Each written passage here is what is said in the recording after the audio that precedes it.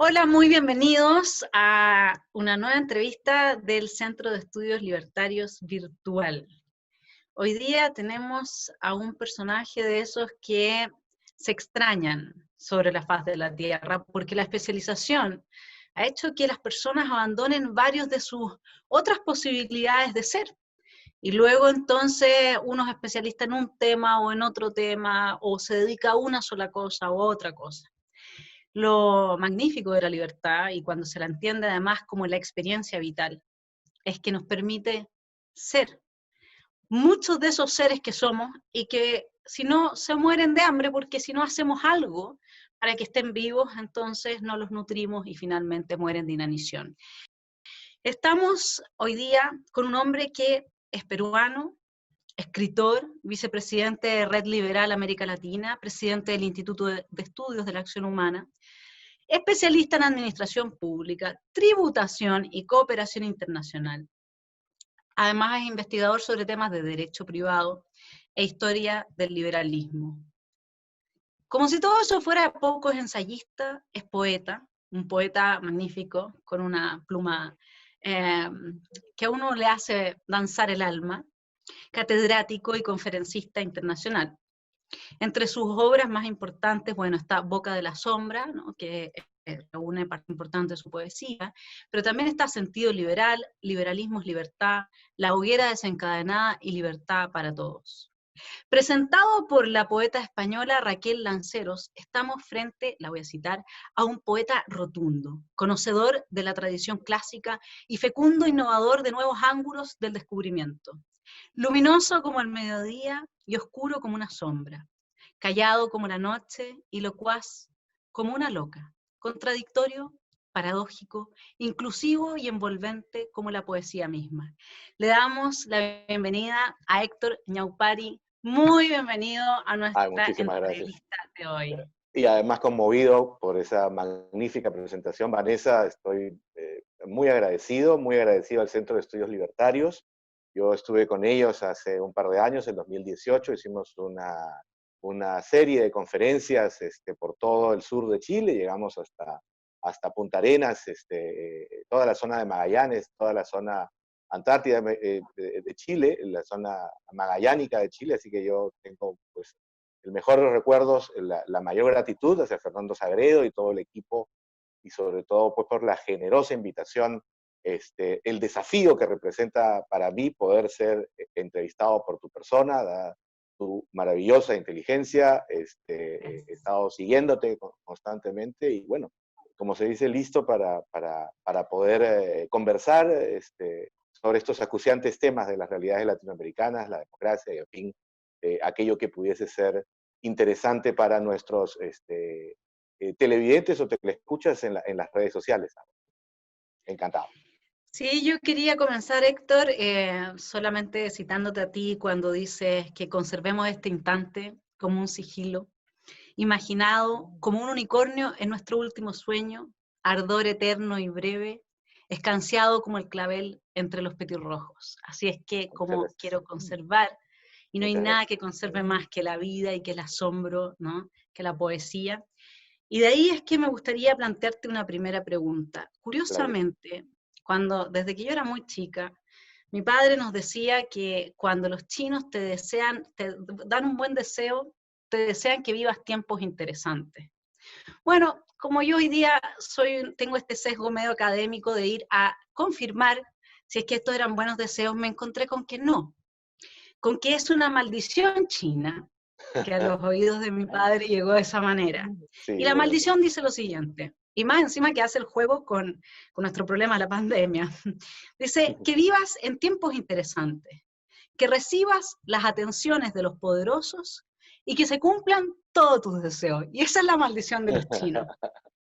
Pareciera que de alguna manera el populismo logra hacer realidad esa maldición, ¿no? Que tus tiempos sean interesantes por la violencia, que recibas todos los poderosos, porque obviamente que de eso se trata, y se cumplan todos tus deseos más encima, ¿no es cierto? Al menos en el imaginario de las afiebradas fantasías de las mentes capturadas. Entonces yo quería preguntarte, ¿A ti te parece, cuál es tu diagnóstico de cómo esta maldición está horadando los cimientos de las democracias que hoy día se muestran en ruinas y uno podría irse también más allá de Latinoamérica, ¿no? Bueno, yo quiero destacar lo siguiente. Lo primero es que estamos frente a un escenario, en el caso de las democracias en el mundo, y en particular en América Latina, en un escenario muy joven. Es decir, no han transcurrido menos de 50 años, 40 años en algunos casos, en los que el ejercicio de una, digamos, de los primeros pasos de una democracia se está llevando a cabo. Es decir, en general, los seres humanos, si lo miramos desde la perspectiva de la historia y en particular de la historia de los chinos hay que mirarlos para seguir sobre la paráfrasis de esta cultura, un comportamiento casi milenario, ¿no? Habría que vivir uno 1000 o 2000 años para entender el comportamiento de los chinos a lo largo de este devenir histórico, ¿no? Pero en nuestro caso, nosotros, como sistemas democráticos y como sistemas de economía de mercado y como sociedades libres o grandes sociedades, apenas tenemos 200 años. Y de esos 200 años, frente a los 2 o 3 milenios que significa la historia de la humanidad, recién tenemos un crecimiento eh, acorde con el desenvolvimiento de nuestra propia libertad y el desenvolvimiento de nuestra propia creatividad de las últimas 2 décadas o 4 décadas. Entonces, yo creo que efectivamente es, como las obras artísticas, es un trabajo en progreso. Yo creo que es un trabajo en construcción, que se va haciendo permanentemente. Eh, Pienso más bien que efectivamente el interés no es solo para los populistas, porque de hecho este cargar las tintas que ha estado ocurriendo en materias como las censuras que están habiendo en todo el mundo, esta persecución a la libertad de pensamiento y de expresión que está ocurriendo, no es más que un síntoma, desde mi perspectiva, de desesperación frente a un escenario en el que el populismo ha perdido frente a la historia, desde mi modesta perspectiva, eh, el debate económico, el debate, digamos, político, jurídico, constitucional, y se ha aferrado al debate cultural como el único momentum que tiene para poder arriar o por lo menos levantar sus viejas banderas de estatismo y de sociedades controladas, ¿no? Ujú. Eh, si lo ves desde esa perspectiva, obviamente la libertad, como decía Constant, es una libertad en su ejercicio completamente moderno, completamente nuevo. Hacia 1900, ninguna sociedad en la Tierra podía decir que tenía una democracia con libertades individuales y con accesos para mayorías y minorías en el ejercicio del voto. Ujú. Hoy ese panorama se ha invertido a un porcentaje que va en alrededor de un 50%.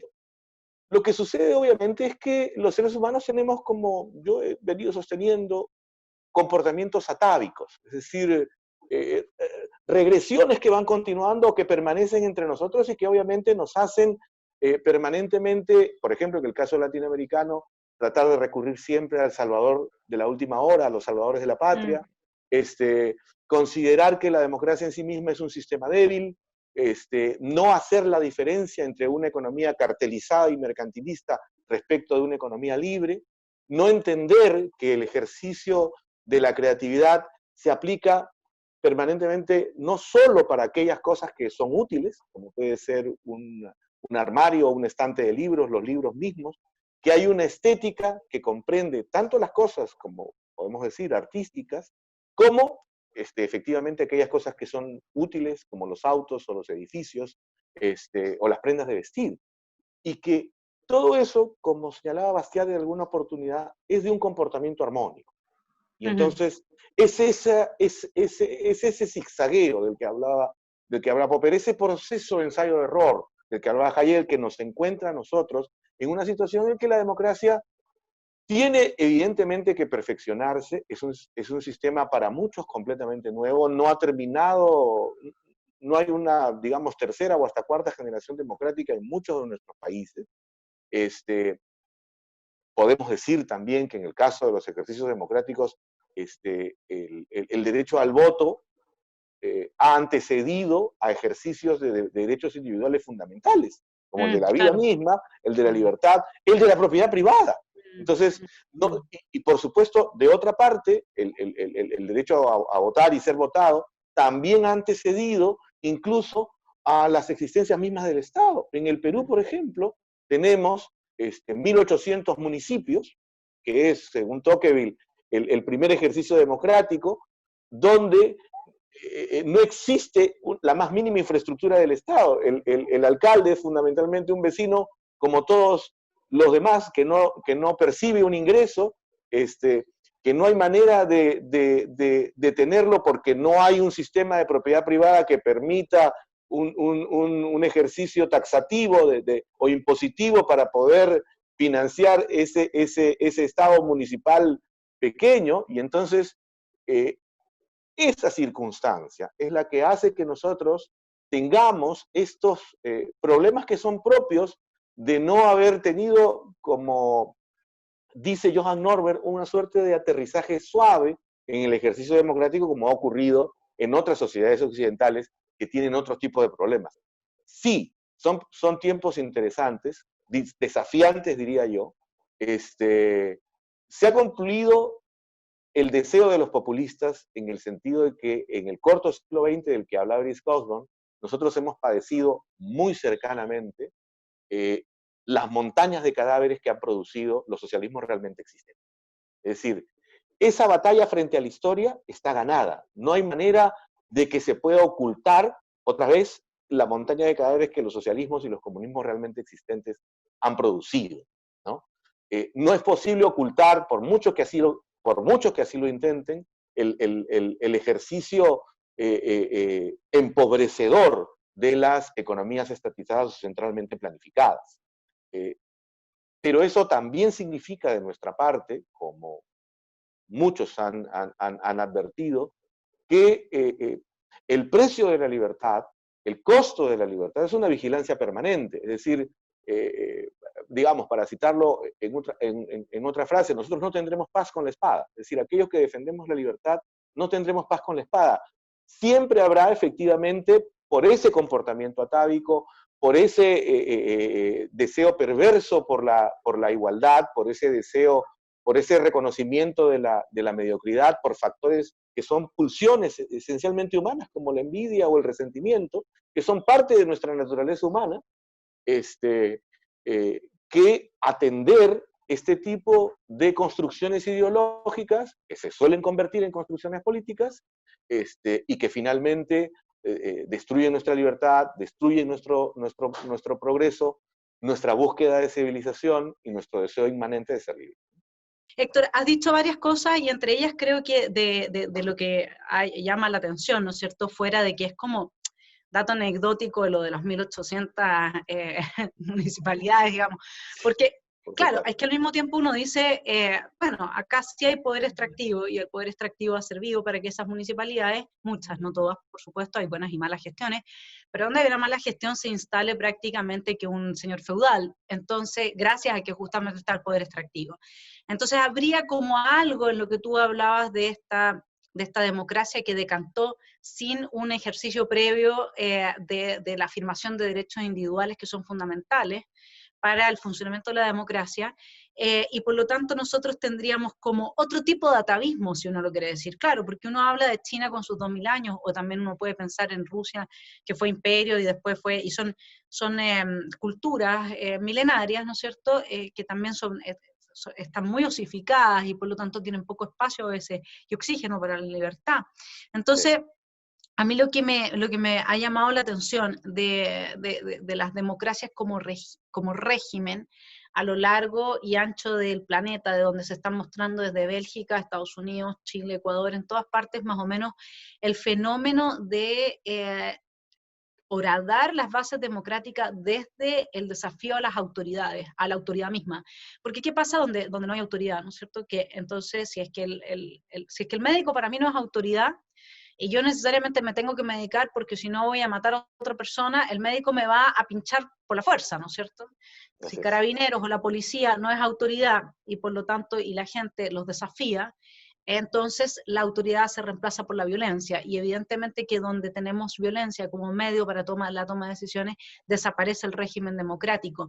¿Qué es lo que crees tú que está a la base de esta pérdida de la autoridad en las distintas democracias que muestran ahora esta fisura?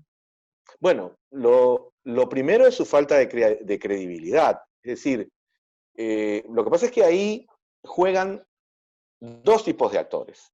El votante, que es el que finalmente intenta que el elegido resuelva la mayor parte de sus problemas, sin conocer él mismo que tiene derechos y, por supuesto, y por consiguiente responsabilidades. Y por otro, la autoridad misma, que también forma parte de ese mismo entorno, es decir, no es una persona extranjera, no es alguien que provenga de un entorno distinto. Es decir, no es un argentino, no es un argelino, no es un chino, no es un ruso. Es decir, es una persona que, como sus propios votantes, tendría o proviene de esa misma tradición cultural e histórica, y por supuesto comete también tropelías y corrupciones, como lo haría cualquier otro de los ciudadanos que es elegido por esta persona. Entonces, por una parte, a lo que nosotros asistimos es a una crisis de credibilidad, a no entender que la democracia efectivamente es de una circunstancia episódica, es decir, tiene un elemento único, que es una transferencia pacífica del poder, pero que correlativamente a ella hay un imperio que es el imperio del derecho, que se ejerce de manera transparente, se ejerce de una manera no arbitraria, con un respeto escrupuloso a los derechos individuales, que eso genera un conjunto de pactos que, por ejemplo, en América Latina no se llevan a cabo.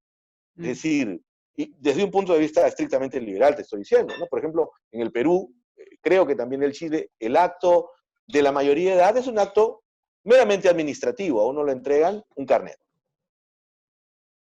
No hay un juramento ante la Constitución, que es como, por ejemplo, se adquiere la ciudadanía en Estados Unidos. No hay una reivindicación de un pacto esencial que tiene el individuo, que reconoce sus derechos, que determina a partir de sus derechos y sus libertades, sus deberes y obligaciones, y que por lo tanto tiene efectivamente la posibilidad de establecer una relación desafiante con la autoridad, sí y solo si ésta viola o agrede sus derechos. Y que en realidad es a partir de esa interacción entre el elector y el elegido, cómo es que esa democracia se va haciendo en el camino. En la medida en que ese desconocimiento, aunado a la falta de credibilidad natural que tienen los políticos al prometer cosas que no van a cumplir, al no querer someterse a mecanismos de transparencia, al no establecer canales ex ante y ex post para evitar la corrupción, es que efectivamente tenemos la anarquía y la anomia. La anarquía y la anomia son resultados fundamentalmente del hartazgo respecto a promesas que no son cumplidas, mecanismos que no son, acciones que no son transparentes, corrupción mondilironda, que es aprovechado por quienes efectivamente, para quienes este sistema les resulta perjudicial, que son en lo esencial las fuerzas de la izquierda.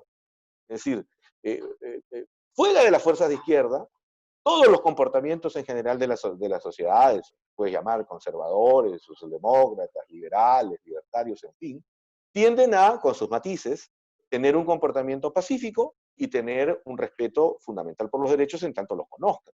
Pero en el caso de las fuerzas de izquierda, a mi modo de ver, hay un intento permanente de sabotaje a la democracia. De un sabotaje que puede ser como el agua que horada la piedra, o de un intento efectivamente de tomar el cielo por asalto, como lo que hemos visto en Chile el año pasado, ¿no?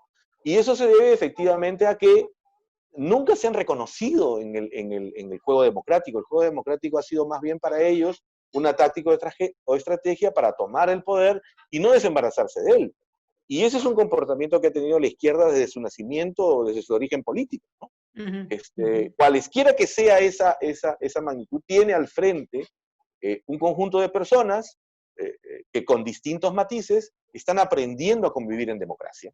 Y este aprendizaje, como todo, es doloroso, requiere, como se dice, diversos tipos de entrenamiento, requiere diversos tipos de pactos, requiere diversos tipos de ejercicio, y ese espacio no se va a llenar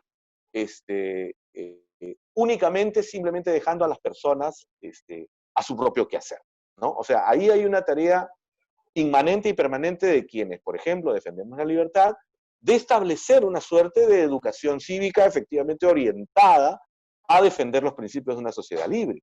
Es decir, el ser humano no puede ser finalmente dejado sin tener esa dotación de conocimiento. La democracia, por tanto, no solo implica el ejercicio único del voto, sino también un aprendizaje que comprenda sus derechos individuales, que comprenda un conjunto de mecanismos para limitar el poder, que comprenda una transferencia pacífica del poder, saber cómo elegir, saber cómo lo eligen a uno sin engaños, y sobre todo, que es lo que decía Popper, es siempre elegir al que menor daños nos cause, ¿no? Claro. No es de ninguna manera que gobierne el mejor, o que gobierne el más sabio, o que gobierne aquel que va a ser un señor de horca y cuchillo, ¿no? Como decimos en el Perú, sino más bien aquel que produzca menos daño en la sociedad, ¿no? Porque desde esa perspectiva, por ejemplo, Popper y muchos otros, siempre sostuvieron que en realidad, si lo vemos de una perspectiva pesimista, vamos a ponerlo así, casi schopenhaueriana, el ser humano tiene dentro de su corazón y dentro de su alma, pues una bestia que está siempre ansiosa de salir, ¿no? Que siempre está dispuesto a romper y a dañarlo todo, empezando por sus otros prójimos. Y entonces lo que hace la civilización, el Estado de Derecho, los derechos individuales, los principios y valores morales que dimana la sociedad libre, el trabajo duro, la creatividad, etcétera, es hacer de este salvaje un ser civil, ¿no? Y por eso las disputas por el poder ya no son dos ejércitos enfrentados destripándose uno a otro, ahora es un ejercicio fundamentalmente pacífico donde, ojalá más con menos, ¿no? La sangre no corra, ¿no? Donde esa transferencia es pacífica, donde hay un derecho que se respeta, donde hay un mecanismo transparente de ejercicio del poder, donde se rinden cuentas. Eso del lado del gobernante, pero también el gobernado implica un conjunto de tareas que no se detienen exclusivamente en el voto, ni terminan ni empiezan en él. Es decir, es el deber de informarse, es el de saber por quién se va a votar, es el de participar, ¿no?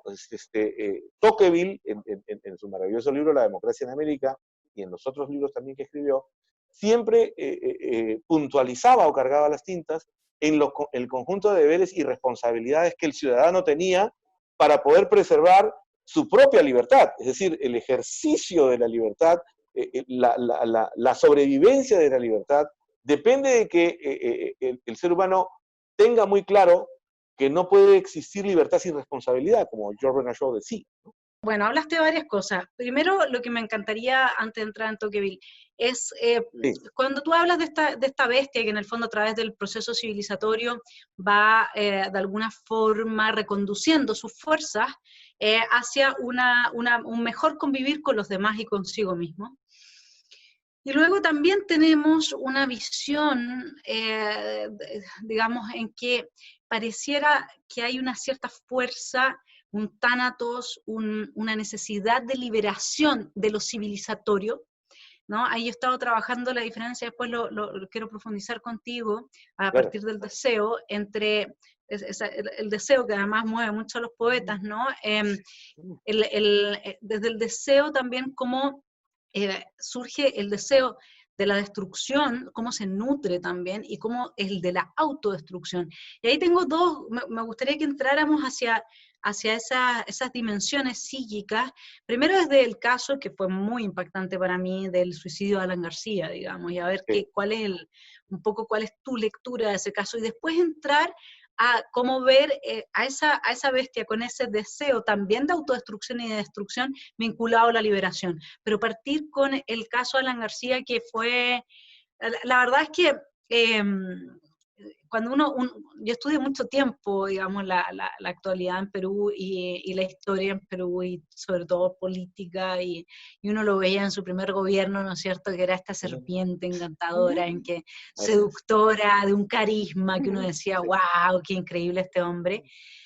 Y luego verlo con toda esta otra situación que sucedió y su trágico final, no creo que sean muchos los presidentes latinoamericanos que han tomado esa decisión, y menos aún cuando es una decisión que al revés de en el caso chileno con Salvador Allende, no los deja en la posición de ser carne para el bronce, como él decía que quería hacer. Yo seré carne para el bronce, ya tenía pensado hace mucho rato que un suicidio de ese tipo lo iba a dejar en todas las plazas, esquinas y monumentos que existieran, ¿no? ¿Qué pasó con Alan García?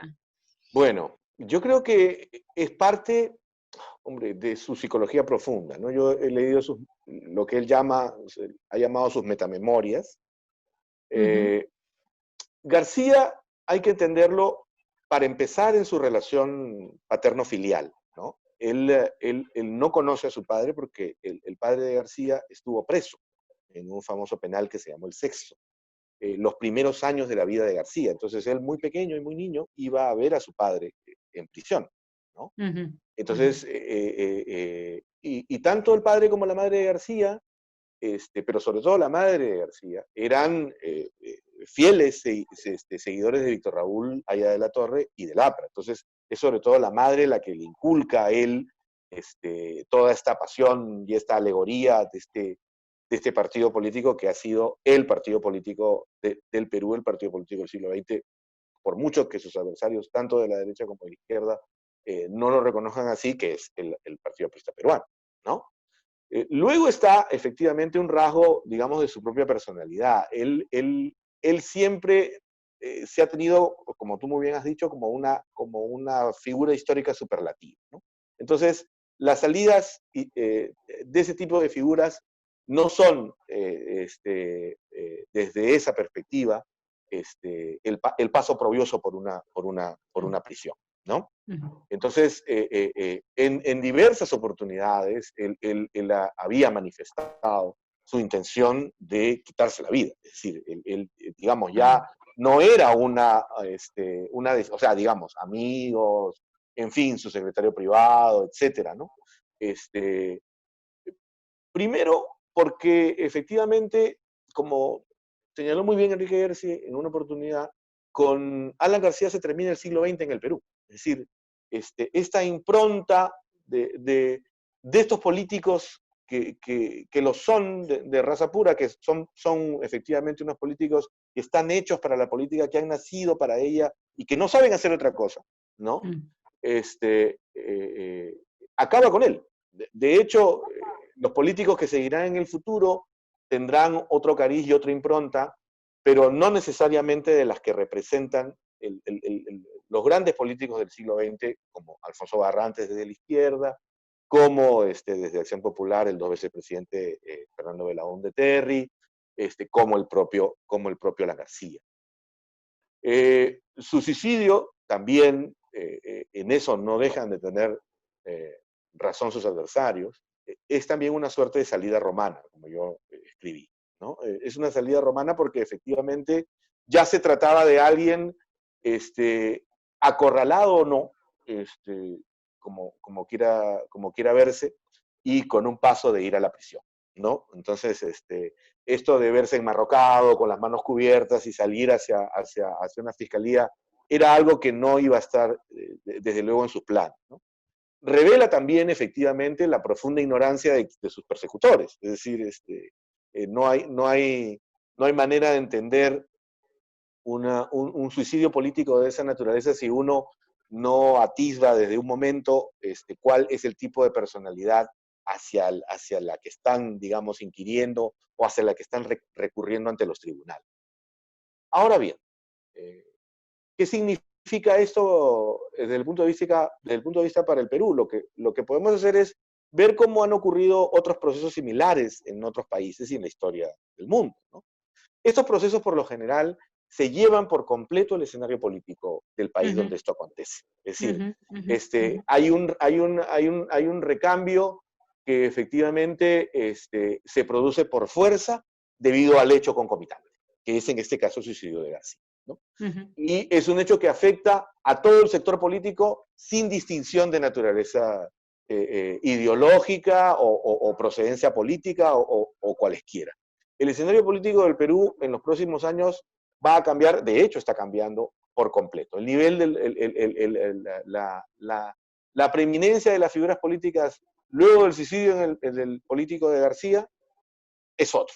Y va a tambalear y se va a mover en un sentido anárquico por los próximos años, ¿no? O sea, y esto se da porque efectivamente con García ha terminado un modo de hacer política, ha terminado un modo de entender la política en el Perú, de entender al Perú. Es decir, los políticos en el Perú antes eran sobre todo pensadores reflexivos sobre la nación en la que vivían y la conocían, y conocían esa psique nacional profundamente. Es decir, los grandes líderes políticos de la izquierda, de hecho, la conocían, cada uno desde su perspectiva, con sus errores y sus aciertos, pero tenían ese tipo de conocimiento, digamos, enciclopédico, de esa visión en conjunto de país, de la que hoy efectivamente, hay que decirlo también con toda claridad, la totalidad de los políticos carece. Por lo menos en el Perú, la totalidad de los políticos carece de esa visión clásica de la política, que es una visión de largo aliento, que es una visión que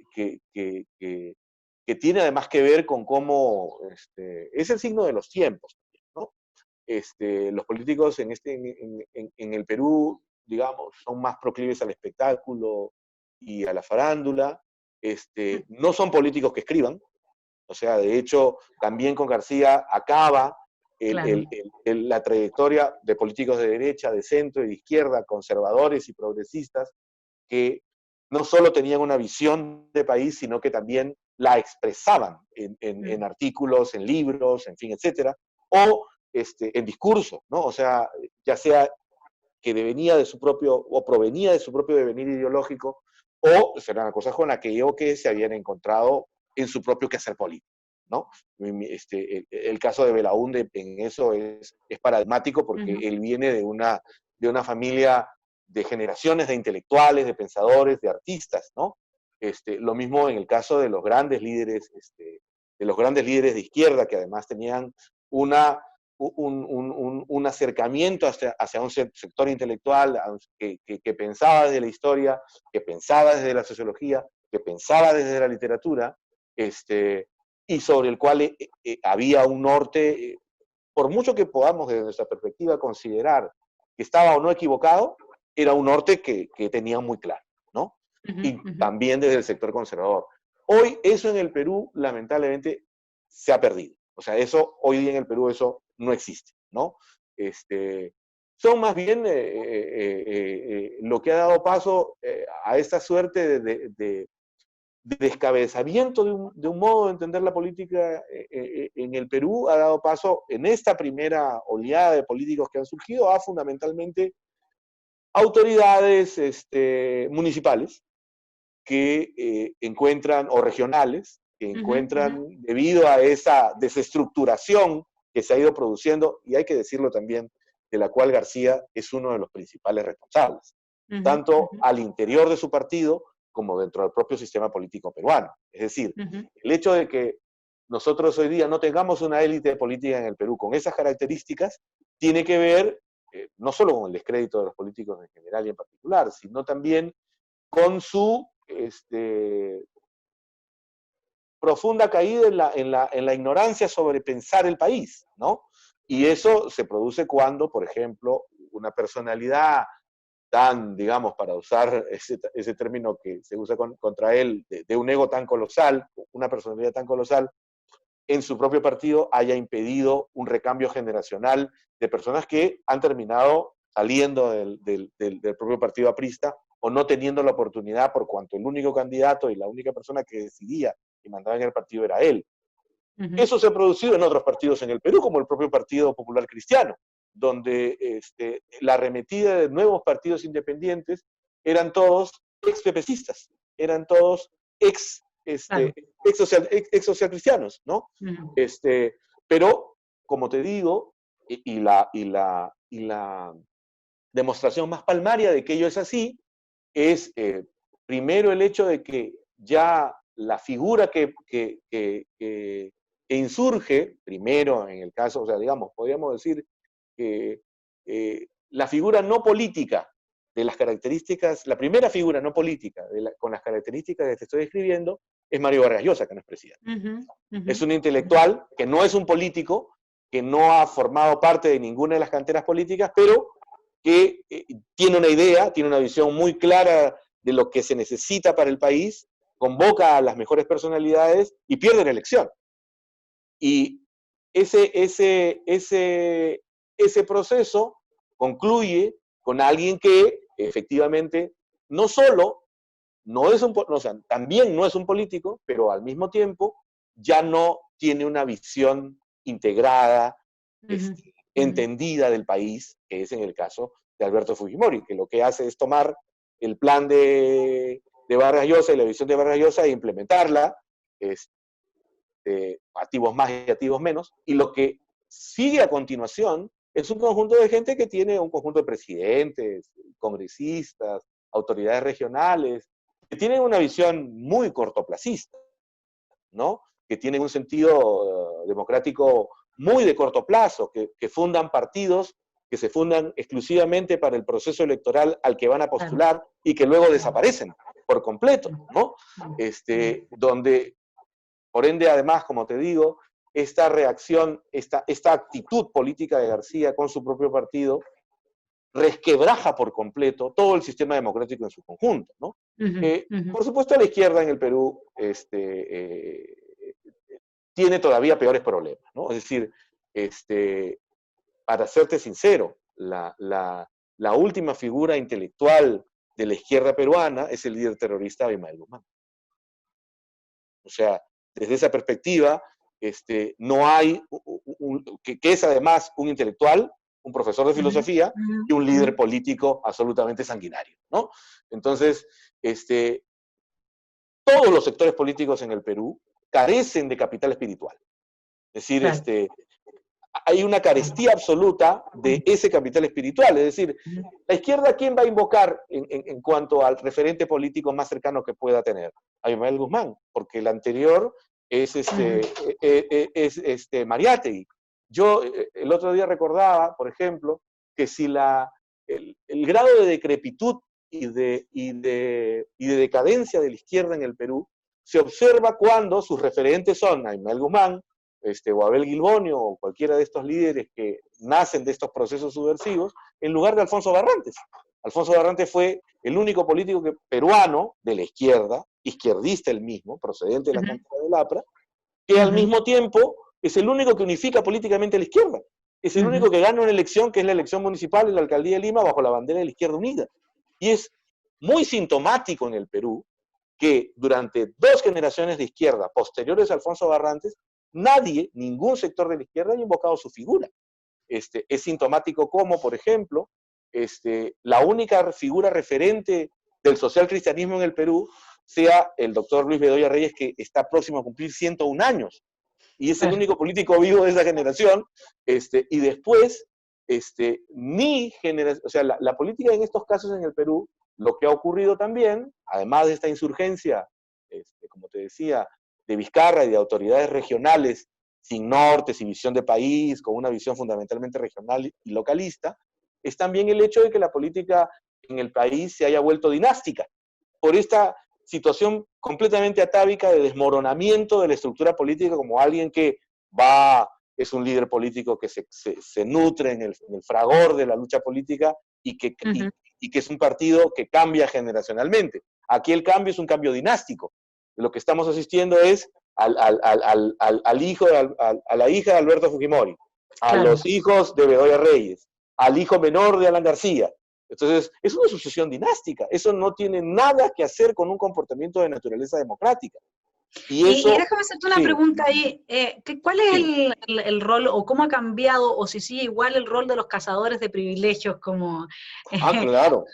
O sea, con eso, para que entiendan nuestra audiencia, porque yo estuve revisando ahí algunos de tus libros, entonces, ahí tú citas a Venegas Lynch, ¿no es cierto?, que habla de los cazadores de privilegios, y además esto nos conecta con también en la introducción que hiciste, es algo que es muy importante, que es que Latinoamérica no sabe distinguir entre mercados libres y mercantilistas, o lo que yo llamo neomercantilistas, y luego están estos, en términos de mi ley, empresarios, para que ahora sí ya Sí, todos están sí, entendiendo de qué estamos hablando.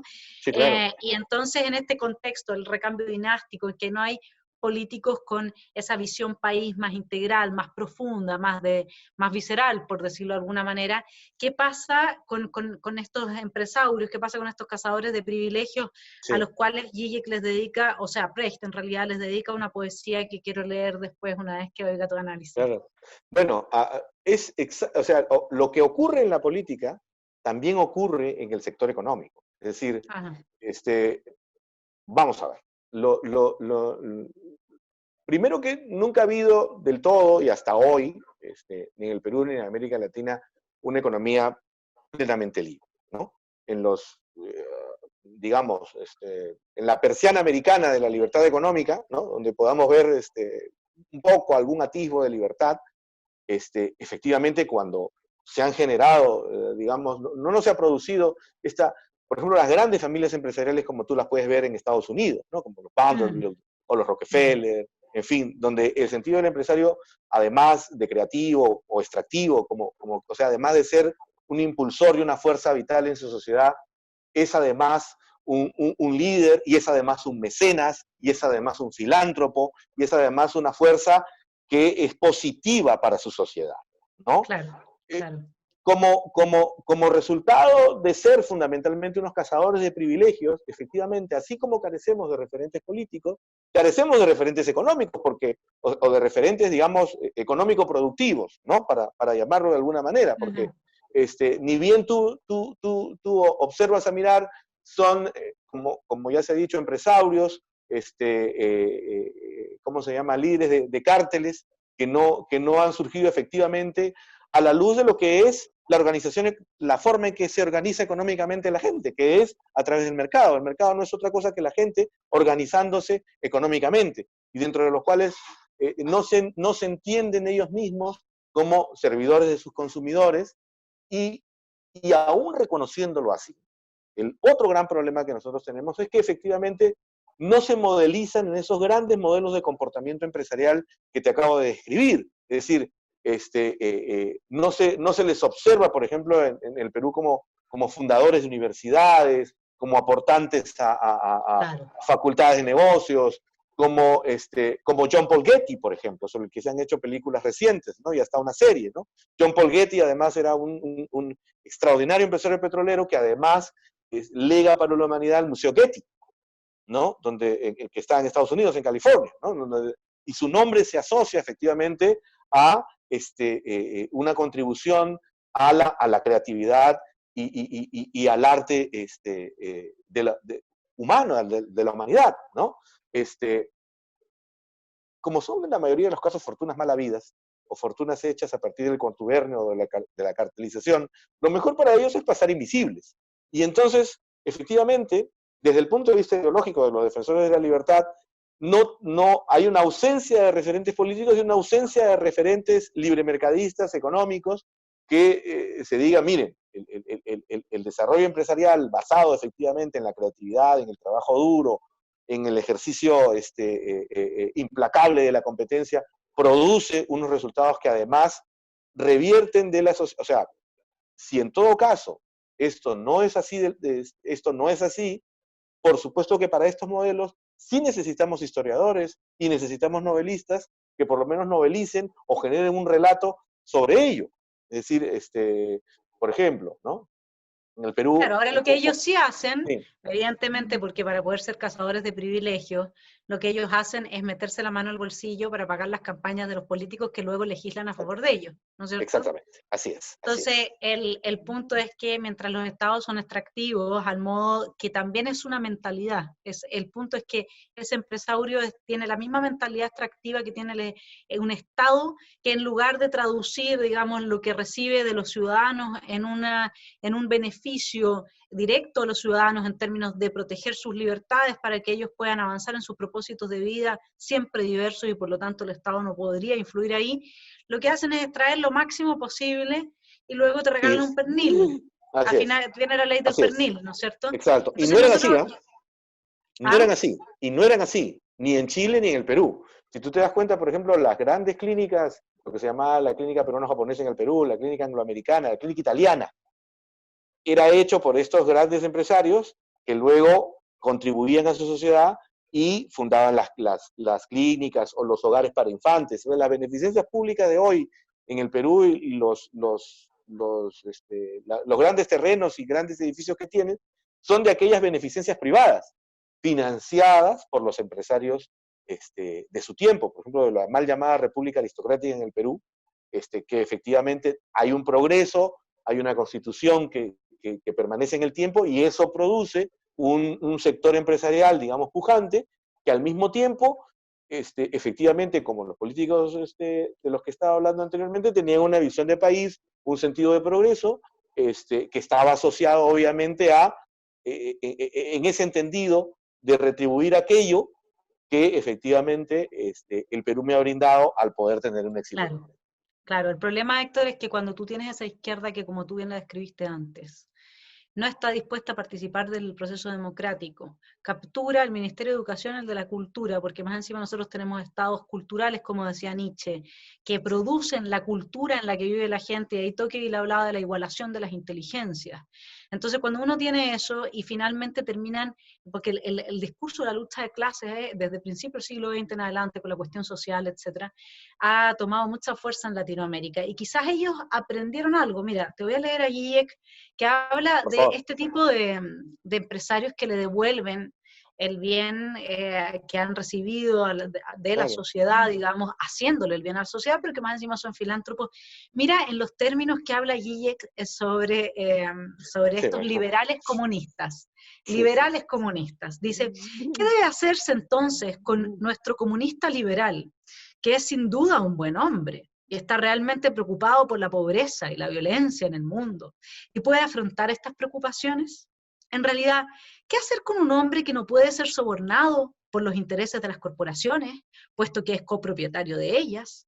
Que sabe lo que dice acerca de luchar contra la pobreza porque se aprovecha de ella, que expresa con sinceridad su opinión, puesto que es tan poderoso que puede permitírselo, que es valiente y sabio a la hora de llevar adelante de forma despiadada sus empresas y no considera sus ventajas personales, puesto que todas sus necesidades están ya satisfechas, y que además es buen amigo, en especial de sus colegas de Davos. Bertolt Brecht, y aquí lo cita, proporcionó una respuesta en su poema La pregunta sobre el bien, y dice, da un paso al frente, oímos que eres un buen hombre. No pueden comprarte, pero el relámpago que golpea la casa tampoco puede ser comprado. Mantienes tu palabra, pero ¿qué dijiste? Eres sincero, das tu opinión. ¿Qué opinión? Eres valiente. ¿Contra quién? Eres sabio. ¿Para quién? No persigues tu beneficio personal. ¿Qué persigues entonces? ¿Eres un buen amigo? ¿Eres también un buen amigo de la gente buena? Escúchanos. Sabemos que eres nuestro enemigo. Por ello te pondremos frente al muro. Pero en consideración a tus méritos y buenas cualidades, te pondré frente a un buen muro y te dispararemos con una bala buena, de un arma buena, y te enterraremos con una pala buena en la buena tierra. Entonces, ¿qué es lo que a mí me pasa con esto? Que es un poco el proceso que he estado viviendo. Hay algo que me imagino, esto como que nadie es profeta en su tierra, pero en este país se habla del pago de Chile. No sé si ustedes tienen algo como eso. Gente que se sacrifica, hace todo el bien por los demás, pero todo lo que tú haces, al ser visto a través de estos ojos de la conciencia oscura, de este tipo de personajes, que todo lo impregnan de esa mirada perversa, ¿no? Como me decía un amigo mío haitiano, me decía, a veces el que ve, digamos, de un color rojo, es porque tiene el ojo rojo, no porque el objeto sea rojo, ¿no? Entonces, el problema es que como tienen capturados todos los medios en los que la respuesta que recibe la gente que hace el bien es el mal. O sea, tú al final, por hacer el bien, Sí. recibes y de ahí lo único que te queda es ser kantiano, ser deontológico, actuar por principios, no puedes ser consecuencialista. Y eso es muy duro, muy poca gente tiene esa fortaleza interna, menos todavía en ausencia del pilar religioso y de todo lo que significaba la creencia en Dios. Entonces, lo que uno ve en estos países, a veces desde también una mirada, digamos, melancólica quizás un poco y triste, es que no hay capacidad para reconocer cuando alguien ayuda. Y por lo tanto, las personas, en lugar de darse a la ayuda, se recogen y se guardan en su egoísmo, para no recibir ese tipo de respuesta, porque no sé qué opinas tú, aquí quizás te estoy llevando a un plano más psicológico, pero Está bien. no hay nada más duro en la vida que hacerle el bien a alguien y recibir a cambio un castigo. Sí, lo que sucede, como dices muy bien tú, es que eso no es para todos los espíritus. Es decir, hay que tener una fortaleza interna basado en el hecho de, como dice la sabiduría popular, hay que hacer el bien sin mirar a quién, ¿no?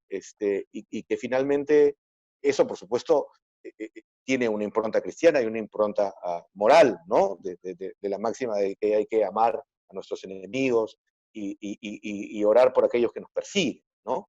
Este, por supuesto que tiene una impronta psicológica profunda, ¿no? Que tiene que ver con la naturaleza humana. Es decir, así como efectivamente hay eh, personas que son, digamos, competitivas y fuertes moralmente y que tienen lo que llamaban los ingleses la decencia moral, ¿no? O sea, saben perfectamente que uno tiene que ser dueño de sí mismo, dueño de su libertad y respetar al prójimo, que es básicamente de lo que estamos hablando, ¿no? El liberalismo en eso es el ejercicio más sensato o invoca el ejercicio más sensato del ser humano, ¿no? El respeto por uno mismo y el respeto por el prójimo.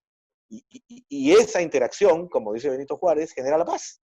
Es decir, ese respeto que empieza por uno mismo y ese reconocimiento en el otro es lo que genera, en efecto, todo lo que vemos. Pero lamentablemente, también hay seres humanos que, por distintas razones, están movidas por el odio, movidas por la envidia y movidas por el resentimiento.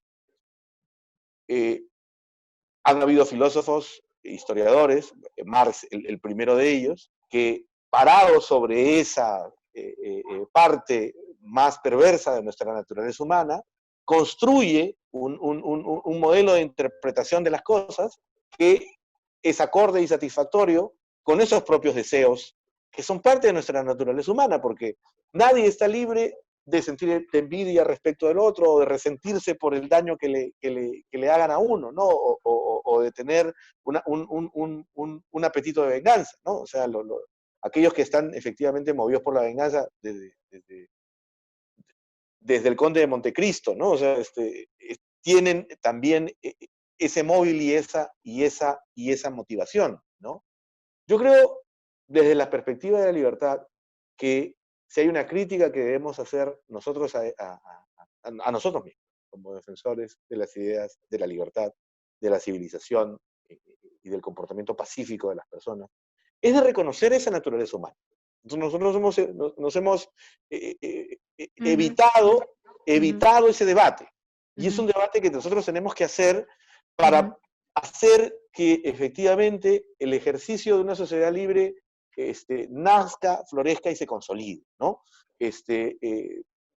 Debemos entender, por ejemplo, o leer, por ejemplo, con mucho mayor detenimiento a Adam Smith y su teoría de los sentimientos morales.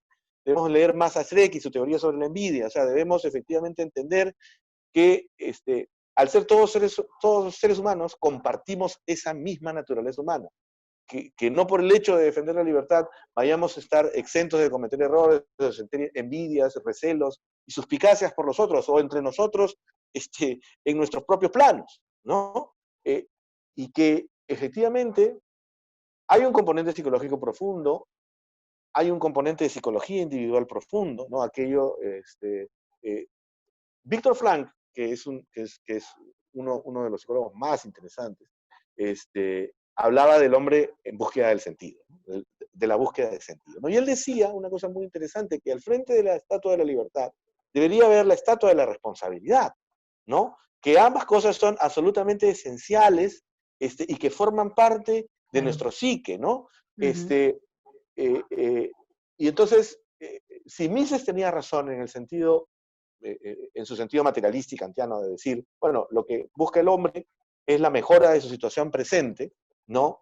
Ese actuar, evidentemente, solo puede ejercerse en un campo que está determinado, más que determinado, que está encauzado por la libertad responsable, o por la responsabilidad dispuesta por la libertad, ¿no?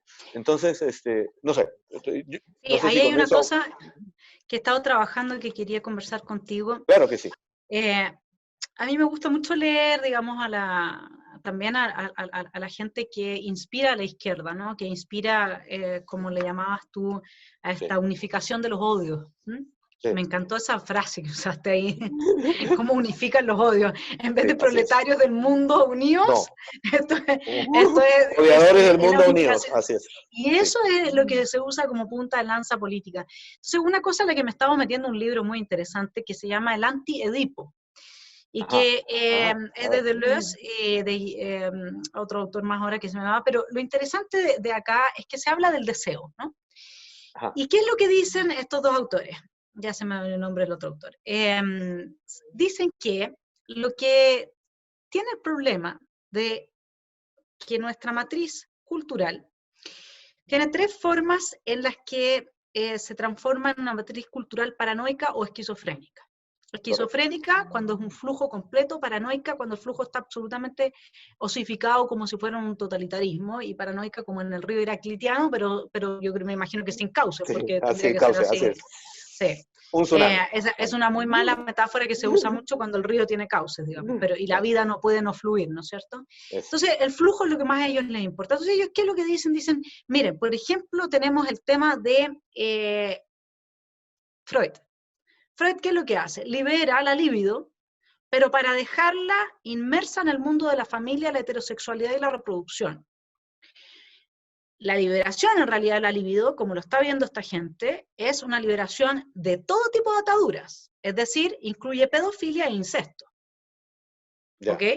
Sí. Y por lo tanto, hay que destruir ese núcleo familiar en el que se establecen estas reglas que reprimen la libido, para poder liberar este flujo de energías y evitar que el niño aprenda a reprimirse de modo que deje de ser un actor fundamental del capitalismo en tanto actor productivo. ¿Por qué? Porque el capitalismo sería otra fuerza, es que por eso me encanta leer a esta gente, porque es totalmente desquiciada, pero influye, es una influencia muchísimo. Impresionante. Sí. El capitalismo tendría, tendría una situación similar. Por un lado, te abre el apetito frente a todas las cosas, ¿sí? Porque obviamente que están pensándolo en el consumo, ¿no? Y luego, por otro lado, te obliga a reprimirte a través de la capitalización y el ahorro. Y eso sería una represión, ¿sí? Entonces, eso habría que liberarlo también, porque tendría que ser, Hannah Arendt se estaría quedando en este momento, se le estarían cayendo los ojos, los dientes, todo, porque esto del flujo del consumo completo, en que no se trata ni siquiera que tú poseas la propiedad de tu casa, sino que tú la habites de modo que tú consumes eso y luego no queda nada, no hay ni una herencia, no hay ninguna acumulación, no hay absolutamente nada. Hay gente que de economía no sabe nada, porque si tú no acumulas, luego tampoco tienes, digamos, un respirador para salvar a la gente del coronavirus. O sea, es así de simple. Pero hay gente que no sabe estas cosas. Y sin embargo, esto ha entrado, desde mi punto de vista, en un juego instintivo, esa bestia de la que hablábamos antes, que a través del proceso civilizatorio acepta determinadas reglas de la convivencia común y que debiese experimentar el autorrespeto. Pero ahí hay un punto en el que tú decías que había que trabajar, que para mí también es fundamental, y de hecho yo tenía la pregunta aquí para ti, pero me la respondiste, porque la pregunta era, ¿cuánto de psicología le falta al liberalismo? Así, tal cual, ¿no? Y ya me la respondiste. Porque, ¿qué es lo que pasa con el autorrespeto? Nietzsche dice, te lo voy a citar de su libro Aurora, dice, espérate, déjame que tengo aquí la cita mal puesta. Sí, claro. Bueno, dice que hay una, a ver, déjame que lo encuentro el tiro, sí, acá dice, nosotros los hombres somos las únicas criaturas que cuando se malogran, se echan a perder, el Sí, odio, sí, la rabia, la envidia, la educación, la igualación de las inteligencias, etc., pueden borrarse como se borra una frase malograda. Lo hagamos en honor a la humanidad o por compasión con ella, o por disgusto con nosotros mismos. Ese instinto de ya. la autodestrucción, que era lo que nos conectaba un poco con Alan García, ¿no?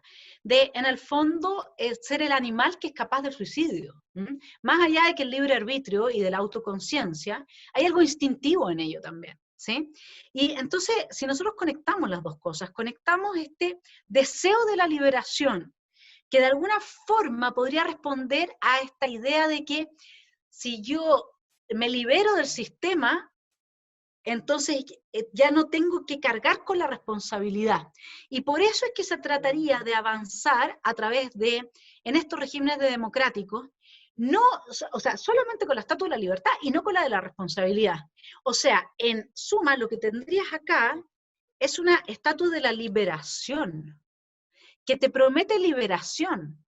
¿Te das No cuenta? Porque libertad. si yo estoy en la liberación Claro. del sistema, en la liberación de mí mismo, lo que yo hago es dejar de reprimirme, es darle espacio absoluto a la expresión de mi deseo de que se cumpla la fantasía redistributiva, mi deseo de que el que yo odio, digamos, le vaya mal, aunque eso me perjudique, no me importa, Sí, porque así cuando, es. ¿qué es lo que han hecho estos maniqueos, no? Que es, yo voy a destruir a esta clase alta porque me ha oprimido, eso lo meten en la mente del pueblo, y aunque del pueblo no me gusta esa categoría de los Sí. ciudadanos, y aunque eh, de ellos se siga una destrucción de todas mis libertades, vale la pena la Vale la satisfacción que pena. voy a tener de verlos Sí, destruidos. O sea, es un sí, deseo nuevamente, es un sí, juego con el deseo. sí. Entonces, Y no, esa, sí, sí, sí. No, sí, te no, iba y a no, preguntar, sí, pregunta, por favor. ¿cómo trabaja el liberalismo o desde dónde puede trabajar el liberalismo ese ese autorrespeto que es en realidad el único fundamento que un individuo puede tener para decir, no, yo me aprecio lo suficiente como para no envidiarte. Yo me respeto lo suficiente como para no vivir desde el odio. Que no sea irnos a, yo también siempre, bueno, hice mi tesis de filosofía, la hice en Jesús y en Nietzsche, así que, digamos, a mí me gustan los contrastes también, Claro, pero claro. para no ir al para no ir al No era mensaje de Jesús, cristianismo. O sea, claro, digamos. así es. A ver, varios planos de respuesta. Efectivamente, le hace muchísima falta a psiquiatras y psicólogos al liberalismo que han intelectualizado y verbalizado el tema, ¿no? Yo citaría algunos, Frank es uno de ellos, Jung es otro importantísimo autor que hay que leer. En general, los opositores a Freud, Sí, porque el mecanismo, el pensamiento freudiano, junto con el marxismo, ha producido gran parte de esta literatura deconstruccionista, o por lo menos es una de las causantes de todo este deconstruccionismo y relativismo en el que estamos nosotros ahorita inmersos, que produce efectivamente esta suerte de neoinquisición de la que Axel ha escrito brillantemente en su más reciente libro. Hay que leer Smith, o sea, hay que leer y hacer tesis sobre su teoría de los sentimientos morales, porque muchas de las cosas, sobre todo también a sus lecciones de jurisprudencia, ¿no? En ambos casos dice que hasta la peor persona es capaz de hacer el bien, que hasta el delincuente que más curtido, dice en sus lecciones de jurisprudencia Adam Smith, ama a su madre y cuida a sus hijos, ¿no? Por ejemplo, en las grandes biografías de la mafia, Luque, Luciano, Al Capone, eran todos devotos cuidadores de sus madres, ¿no? O sea, salían a matar a personas en la calle y a golpearlas en la cabeza hasta matarlas, y regresaban y daban de comer a sus madres y las llevaban al parque, y en fin, etc. Entonces, prueba la tesis de Smith de que efectivamente hay un mecanismo innato, aquello que se llama la empatía y la simpatía. Hay que leer a Hayek en el orden sensorial, y hay un autor, un psiquiatra americano, judío americano, que es Thomas Haas, ¿no? ya. Que efectivamente desarrolla, hay un trabajo muy importante de él sobre el mito de la enfermedad mental.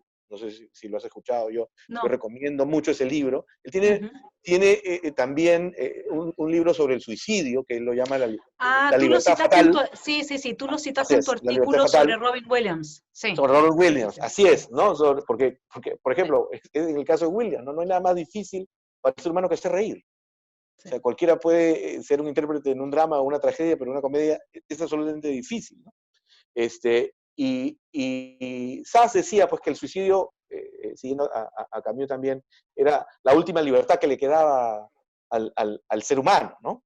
¿Qué es lo que pasa? Lo que ocurre es que en esa búsqueda permanente de liberación, de ser dueños de nuestros propios destinos, de trabajar para efectivamente ser dueños de nuestros destinos. O sea, eso simplemente no se verbaliza de esa manera, sino que hay que, y como decía Ayn Rand muchas veces, y que forma parte de una pauta importante de su filosofía objetivista, desde pensar hay un esfuerzo. Es decir, no todos los seres humanos pensamos. Cuando estamos prácticamente con un encefalograma plano y seguimos nuestras propias pulsiones, no estamos ejerciendo una reflexión sobre ella, ¿no es cierto? La diferencia que hay entre el erotismo y la pornografía es sutil como una hoja de papel, como una hoja de papel chino, pero que hay una diferencia, existe, ¿no? Y esto se lleva efectivamente a esta mala interpretación de las reglas en oposición, que tú has mencionado, ¿no? Lo que dicen estos socialistas es que, en general, el ser humano y el capitalismo, en cuanto sistema que se ejerce y se desarrolla, nos pone las reglas en oposición, ¿no? Nos dice, mira, pero no toques. Toca, pero no toques demasiado, ¿no? Prueba, pero no tragues. Y claro, es que eso está visualizado desde su propio resentimiento, está visualizado desde su propio odio y está visualizado desde su propia envidia. Porque no es que las reglas sean en oposición, lo que pasa es que hay un avance permanente sobre ejercicios que son, por decirte, innatos en el ser humano, el sentirse eufóricos, el divertirse, el efectivamente estar en un estado de plenitud o de satisfacción sexual, para ponerlo y eso tiene un crecimiento Y también que tiene, no se agota en un momento de agotamiento, de porque si agotamiento, no, así es. eso es lo que Y, pasa. Entonces no es y que sea en entonces, oposición, sino que es un no, ciclo. así es, así es. O sea que va constantemente en incremento y que, claro, lleva a, en el caso de los socialistas, a sacralizar determinados tipos de comportamiento que pueden repugnar a nuestro ser moral, ¿no? O sea, si uno lee, por ejemplo, las 120 jornadas de Sodoma, de Sade, si uno lee la Venus de las Pieles, de Beaumasoch, de quien proviene el término masoquismo, ¿no? Es decir, Mises lo explica y te dice, bueno, si para el masoquista su mejora de situación presente es que lo azoten, ¿no? Lo ideal es que busque una pareja sádica. Así de extremo te lo dice, ¿no? Porque, porque la base en ese aspecto, que tiene, como dije un momento, una diferencia muy sutil, casi como la de un papel chino, es ¿hasta cuánto está uno posibilitado o cuánto uno puede permitir de perder su autorrespeto en este tipo de situaciones de liberación extrema o de compulsión por el deseo en forma extrema? Como Claro, en el y el caso del punto es sádico si es con, que, con la y el punto masoquista, es ¿no? claro, y el punto es si no tienes el autorrespeto, porque en la medida en que tú no comprendes los fenómenos desde los Así cuales es. te acusa todo tu aspecto más emotivo, por ejemplo, yo pensaba, ahora que tú me hablabas de Robin Williams y hablábamos del autorrespeto, etcétera, yo hice clase Sí. muchos años de la teoría de los sentimientos morales, fue un libro que me impactó muchísimo. Varias cosas me impactaron, por ejemplo, desde la teoría de los sentimientos morales, si tú llegas a entender realmente lo absurdo que son las obsesiones humanas, cuando pone el ejemplo de si alguien en una isla, estando solo, se construiría un palacio de Versalles o no, digamos, o mejor buscaría un mondadientes para limpiarse los dientes, ¿no? Así es. Y entonces uno dice, entonces yo estoy buscando muchas cosas en realidad, no es porque es algo que me interese a mí. Y empiezas a tomar ese tipo de conciencia, y por ejemplo en el asunto del humor, hay un reírse con uno mismo que una de las situaciones más bellas que puede experimentar un ser humano, por lo menos yo lo disfruto enormemente, y si a mí nadie me acompaña, y se lo pierden, y no solamente es que se lo pierden, es que muchas veces es uno con uno mismo. Entonces, si el asunto de Robin Williams, por ejemplo, hubiese sido un tema asociado a las dificultades que tenía su humor, que en algún momento tú en el artículo lo sugieres, su humor para manifestarse, que hoy día le puede estar, lo estoy tocando el tema y lo estoy levantando porque con la neoinquisición esto le puede pasar a mucha gente. A cualquier persona, sí. Entonces es importante que sepan, o sea, hay que hacer pequeños grupos, hay que hacer el humor con uno mismo, a veces es tiempo de plantar, a veces es tiempo de cosechar y a veces es solamente tiempo de meditar. Eso sí. Hay que saber estar y meditar. No quiero llamar a todos a una vida espiritual, aunque me encantaría, pero yo no soy una líder espiritual, digamos. Pero meditar me refiero a no hacer nada, a la no acción. Eso está dentro de los principios del I Ching, por ejemplo, ¿no? Entonces, hay que empezar a entender que la vida no es solamente aquel plan, aquel diseño de plan o destino que nosotros estamos buscando. También es lo que trae hacia nosotros y a veces es simplemente no hacer nada.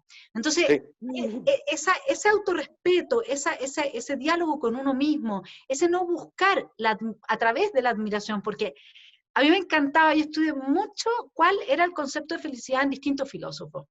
Hay filósofos de la talla de Aristóteles y Kant, y tremendo, ¿no? Y me quedé con el de Adam Smith, que uno diría, pero espérate, con toda la filosofía que tú estudiaste, está bien. Adam Smith es un tipo que piensa brillante muchas cosas, y que sí, pero claro, no es un Aristóteles, de hecho, es un seguidor de Aristóteles. Toda su teoría de los sentimientos morales está claramente basada en la ética de Nicómaco, porque en el fondo evita los extremos y se mantiene en el medio como el camino a la virtud. Entonces, yo cuando leí el concepto de felicidad de Adam Smith, y dice algo así como, feliz es aquel que es querido por aquellos a quienes ama y que sabe merecer ese cariño. Y miserable es aquel que es odiado por muchos y sabe merecer ese odio. En el fondo, ese merecimiento es el resultado de un diálogo con uno mismo, no de lo que te está diciendo el otro si merece o no merece. Es como la poesía del hombre frente al espejo, ¿no? Ahí al final es uno el que habla. Claro, es uno el que habla con uno mismo. Y el otro aspecto que también creo que Smith en este momento, para si alguien lo quiere, de los que nos oiga, quiere trabajarlo en su tesis de máster, de pregrado o más allá, digamos, el otro aspecto que es fundamental y que también me impactó muchísimo del libro de Smith, es la exigencia de que si yo estoy afectada por una pasión, tenga que moderar esa expresión para pedirle al otro que no está afectado por esa pasión, que me acompañe y simpatice conmigo. Porque si yo exagero frente a algo, el otro no va a comprender qué es lo que me está pasando.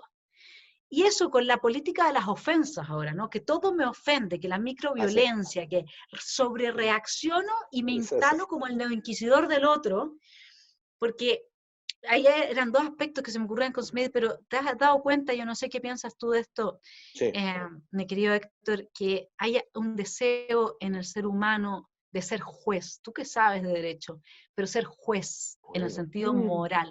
Yo creo que es una de las pulsiones, ya ni siquiera es un deseo, es una pulsión que tiene el ser humano de apuntar al otro con el dedo, ¿no? Y tirarle la primera piedra. Claro, precisamente para que no nos la tiren a nosotros. O sea, la máxima fundamental de no debéis juzgar es permanentemente desobedecida por cobardía. O sea, porque otro de los comportamientos naturales de la propia naturaleza humana es de tener diversos miedos. Y el primero de esos miedos es a que lo juzguen a uno, y que lo juzguen crítica y duramente, ¿no? Y entonces lo primero que hace esa persona es señalar al otro, ¿no? Toda la civilización del espectáculo de la que habla Mario Vargas Llosa, toda esta civilización, toda esta cultura reality, ¿no? Todos estos procesos judiciales que aparecen televisivos, donde hay esta señora, esta jueza que habla respecto a un caso u otro, etcétera, es parte del mismo esquema del ser humano de querer juzgar al otro para que no sea juzgado uno mismo. O sea, en realidad es un mecanismo de supervivencia, y el acto de sobrevivir o de supervivir individualmente es uno de los comportamientos más permanentes del ser humano. Y entonces, así como tendemos hacia la autosupervivencia, hay una suerte de autosupervivencia moral, una suerte Ujú, que implica el hecho de ujú. que yo tengo que juzgar al otro y señalar sus efectos directamente para evitar que ese juicio se vierta sobre mí. Y con Y eso yo entonces, culpo, además si yo soy juez de un pecado tuyo, luego es porque yo así no tengo es, ese pecado. Claro, sí, exacto, o porque nadie me lo ha señalado. sí, sí. Claro, Ahora, para ir cerrando, Héctor, a claro. la luz de este nuevo escenario, digamos, que tú has descrito, en que hay un cambio profundo en términos del tipo de política que se está haciendo en esta situación de democracias que están en ruina de alguna forma, como que hubiese una feudalización, ¿no? Como que volviéramos a lo feudal con estos pequeños señores Sí. que tienen un poquito de poder en las alcaldías, en esto, lo otro, partidos que son... ¿Qué, a la luz de todo este nuevo escenario de este siglo XXI que comienza y que tiene rasgos fascistas muy importantes también, Sí. ¿ha cambiado tu idea sobre el liberalismo que Latinoamérica necesita? ¿Se ha modificado en algo? ¿Se le han agregado cosas? ¿Se ha puesto un énfasis en algunos aspectos, en otros? Sí, yo creo primero en lo fundamental que debemos tener un conocimiento de nuestra psicología profunda.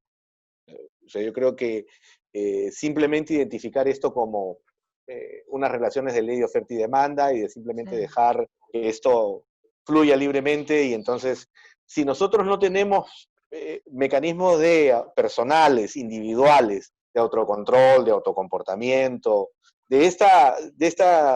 este mínimo catálogo de autodefensa, de decencia moral del que te había hablado hace un momento, ese es un río que fluye sin cauce. Y el cauce, para empezar, es fundamentalmente personal. Es esa reflexión con uno mismo de la que hablabas hace un momento con Smith. Se aplica para el humor, pero se aplica también para cada etapa del comportamiento humano, cuando uno crea, cuando uno está en búsqueda de ese sentido, cuando quiere saber qué cosa va a ser de su vida, cuando no quiere caer en el vacío. Entonces, hay que incorporar elementos que son esenciales de nuestra naturaleza humana, la filosofía de la libertad. ¿Ah? Mm, mm. ¿Por qué es importante hacerlo? Porque es la única manera de consolidar en el tiempo y de enfrentarlos. Y lo otro que es que la libertad no se va a defender sola. La libertad hay que cuidarla como se cuida a un niño enfermo, ¿no? Sí. Así es, porque es frágil. O sea, yo lo que, digamos, de lo que pensaba cuando era un chico de 20 años y era un liberal radical en el círculo de Mises, ahora es que la libertad es permanentemente frágil. Nosotros estamos, como dicen los poetas, viviendo el sueño de otra persona. La libertad es un sueño que yo tuve. O sea, así de frágil es. Cuando los padres fundadores de la Revolución Americana hablaban de esto, ellos decían, esto probablemente no dure a nosotros mismos. Entonces, porque está premunido de los sentimientos de autodestrucción, de los mecanismos más atávicos, oscuros, sombríos del ser humano, y probablemente no dure. La libertad es así de frágil. O sea, y en cualquier el modelo de sociedad que revoluciona y transforma el mundo, que es el de Estados Unidos ahora, ¿no? Que está sufriendo una enorme decadencia, ¿no? Solo puede encontrar su salida a través de una lectura profunda, una relectura profunda de los padres fundadores con ese componente psicológico Ujú. del que te estoy hablando. O sea, la libertad está en permanente reencuentro, está en permanente salvataje. O sea, si algo creo yo es que esto se puede terminar en cualquier momento. Y por eso es tan importante defenderla y por eso es tan importante contestar cada crítica a la libertad, entender que esas críticas, algunas de ellas pueden ser bien intencionadas, pero la mayor parte de ellas tienen como propósito en realidad devolvernos a un estado en el que esa libre voluntad y ese libre albedrío desaparezcan, ¿no? Porque es mejor vivir para de esas personas, vivir con ese componente autodestructivo o con esa dirección y ese control, a vivir en libertad y asomarse a la puerta y dar el primer paso a lo que será una vida consigo mismo. Claro, Todos, claro. no todos, o sea, si nosotros miramos, los que miremos en nuestro propio interior permanentemente, de repente podemos encontrar un abismo cada vez más sombrío, a cada metro que nosotros entremos. Ujú. Y es esa sensación la que también impulsa este instinto de autodestrucción. Es permanente. Lo que debemos entender desde el punto, o sea, lo que yo he podido entender a partir de las grandes obras de los pensadores liberales, es que efectivamente no debemos descuidar ese componente porque finalmente es el origen de todas las cosas, ¿no? Ujú. O sea, Ujú. ese resentimiento, esa envidia, ese apetito por la mediocridad o ese apetito por la autodestrucción, motivan estas filosofías políticas. O sea, Absolutamente, Marx absolutamente. no podría haber construido ese sistema si él mismo no fuese una persona en permanente conflicto consigo mismo, en búsqueda de la destrucción de su sociedad, etcétera. O sea, el Che no habría tenido ese comportamiento si nosotros no lo leemos fundamentalmente en sus diarios y de ese menosprecio por sí mismo que trasciende a su menosprecio hacia todo otro tipo de ser humano, ¿no? Y Sí. entonces, el gran error es pensar que solo con el ejercicio de la sociedad libre ese comportamiento atávico va a desaparecer y que ese proceso civilizador es permanente y Mm. que no requiere ningún cuidado y que no requiere ninguna atención, porque una vez que lo descubres, transcurres como en una carretera sin tráfico. Mm. Eso no es verdad. Mm. Eso no Mm. es verdad. La admonición y la advertencia que yo estoy haciendo ahora, como tú me preguntas qué es lo que habría que añadir, es esa advertencia fundamental de la Ujú. enorme fragilidad de este sistema. O sea, Ujú. Alemania en los 30 era la nación más avanzada de la Tierra. Los mejores Mm. científicos, las mejores óperas, los mejores premios Nobel, las calles mejor construidas. Eh, Viena era la Atenas entre fines del siglo XIX y principios del siglo XX. Todos los pensamientos de avanzada, todas las vanguardias literarias, todos los artistas de mayor proyección estaban ahí. Y 2 años después, Se acabó la todo. insurgencia se acabó todo. Sí, Entonces, esto se sí, puede acabar mañana. Por eso es que por eso es que es tan importante defenderlo. sí. Primero por un sentido de realidad. El que nosotros nos podamos comunicar ahora, el que podamos ver que nos puedan atender con vacunas, que se haya aumentado por 10 veces nuestro, nuestra proyección de vida y nuestra calidad de vida, que hoy día puede haber cirugías a corazón abierto, que hoy día se puedan curar las miopías, que hoy día se puedan Todo eso puede realizarse. desaparecer. Todo Sí, eso puede desaparecer sí, mañana. sí. Todo eso puede Y desaparecer mañana. sí, sí, y pareciera que hay un proceso bastante intenso en esa dirección. Héctor, siempre termino las entrevistas dejando un tema para reencontrarme, o Claro, digamos, he empezado a hacerlo, y contigo tengo muchos temas, así es que van a tener que haber varios reencuentros. cuando Diría tú que en quieras. esto de lo que, feliz, en esto de lo que hablamos, me gustaría que fuéramos pensando juntos como el derecho a asombrarme de mí mismo, como el derecho a tener mi propio pensamiento, como el derecho a expresar mi creatividad, ese grano de mostaza del que tú hablas, como el derecho, digamos, que yo me otorgo a mí mismo de apreciar lo que yo le doy al otro, ¿no? Puede venir en ese amor a sí mismo que hace al individuo que nosotros tanto amamos y respetamos, un individuo impermeable a las ideologías del odio y de la destrucción del mundo común. Así es que te dejo invitado para que Muchas trabajemos gracias. juntos eso. Claro que Voy sí, a ter- claro que sí. Te agradezco muchísimo esta entrevista. Voy a terminar para nuestro público que sé que nos acompaña con alegría en estas reflexiones profundas a las que hemos llegado, con una breve poesía de Héctor que quiero que la conozcan. Poética. ¿Puedes enumerar las cosas sedientas y febriles que contiene tu alma? Sosténlas levemente como lo haría con la enigmática corola de la gardenia o las menguantes sílabas que componen tu nombre. Si lo haces, vuelvo a repetir la pregunta inicial para que no se les vaya, ¿puedes enumerar las cosas sedientas y febriles que contiene tu alma? Si lo haces, dales la forma insurrecta del poema, la vertebrada columna de la escultura, el pálido alelí de la pintura, las notas irredentas de la sinfonía. Pero no tengas miedo si descubres que ellas existen, se revelan, marchan como una gran muchedumbre hacia ti. No temas si toman la crisálida forma de un caballo, el potro salvaje de la noche, o la del tigre de Bengala que alguna vez fue ejércitos. Y cabalga, cabalga en ellas hacia el oasis de tu corazón. Sigue la ruta súbita de tus arterias.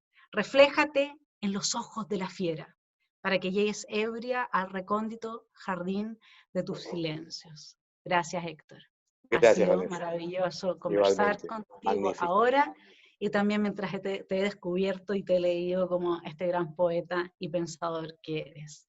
Gracias Muchísimas en gracias. nombre del Centro de Igualmente. Estudios Libertarios Igualmente, como bien. y quedan todos invitados para nuestro próximo desafío. Que tengan una muy buena semana. Igualmente. Gracias. Un enorme abrazo.